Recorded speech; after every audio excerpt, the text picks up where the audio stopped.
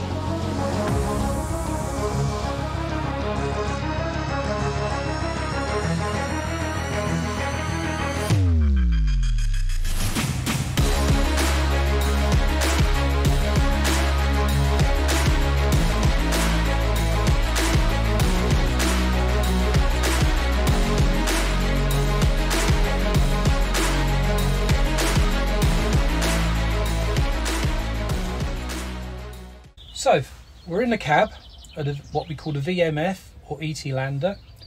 The machine we're going to show you today is a standard build for 2020. So we decided on this first production to build exactly what you see here with tipping body and various other features which we will go through in a minute. Later on in the autumn of this year, when it's fully introduced into the UK, we will have a configurator which will allow the customers to build up the machine for their specification. So it could be tipping, it could just be flat body, various other options that they will have. So that will make the machine totally unique to them. The build will go to France, where that machine is specified, will be built and delivered directly back to the customer. So to get you started on it, we'll have a look around the cab.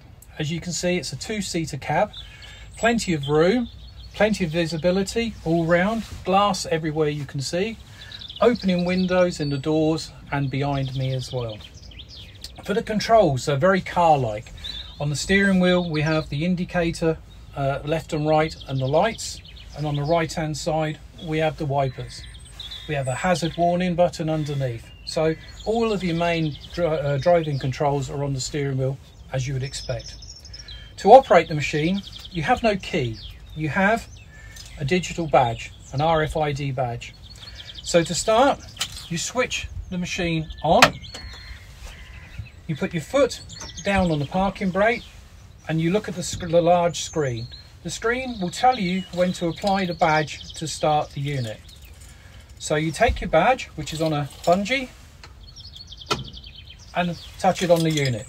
That immediately then brings you to a full display which gives you your battery autonomy, the running temperature of the cells, your various different things like the odometer with miles that's clocked up, trip miles, etc., and running hours.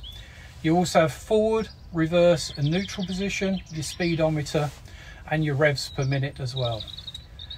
From the rest of the dashboard, it's all a printed circuit, so there are no switches, rocker switches or anything like that to push, so everything is a touch system. Nearest to the steering wheel we have the 3-speed fan for the windscreen. Then we have a series of navigation buttons. This side basically operates the screen to go through the menu so that you can look into service and running hours and all the different features that you'd expect under a maintenance program. When not being used on the screen, they are used for the front application. So you can have this machine with a front linkage for a snow plough or something like that, in which case you have the lift and lower, left and right angling, etc. and you'll have a float position as well for your snowplow. So all of this is really to do with that side of the unit, your PTO for the front at the same time. Then we have heated windscreen, we have the differential lock, we have fast and slow speed. So we have the rabbit and the tortoise. This particular model is designed to do roughly 40 kilometers an hour. And when you put it onto the rabbit speed, it will halve that. So if you're in city centre areas where speed is obviously designed to be a lot lower, just press the rabbit and that will limit the operator's speed from starts. You have working lights, flashing beacon up on the top, and then we have a series of buttons on the right hand side which are really to do with the accessories built into the machine.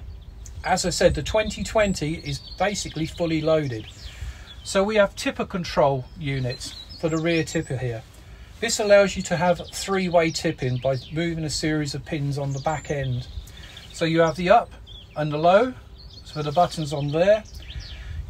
If you wish to drive at the same time as the tipper body is being used, you have to press the button on the right hand side, and that gives you the transportation movement. So that if you're side loading, for instance, into a drainage ditch or a hole, by pressing that button it will allow you to drive the machine slowly forward while you're tipping. Other than that, you've got various other things like cruise control. The little water tapper there is for a bowser which can be built into the unit, so you can have a 500 litre water tank built in behind and underneath the cab here. And then you have your various menu buttons. It comes with a 12-volt socket in the front and a radio. Having put all the controls together, started the machine, the only things left to do to drive is release the parking brake, bring the lever up into forward, as you'll see on there, and apply the throttle. That's as simple as it is. There's nothing else to do. Bring it back into neutral, pull the handbrake up, and to shut the power down completely, just push the rocker switch and everything is now switched off. As well as operating the tipping body from inside, you also have an outside remote control unit which will allow you to tip the body from the side of it. Whilst the body's up in the air, this gives us a great opportunity to look underneath the machine and see really what the whole heart of the unit is.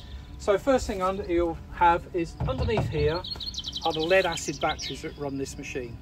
Later on we will have a lithium option as well, so in the autumn of this year you'll have a choice of lithium or lead acid.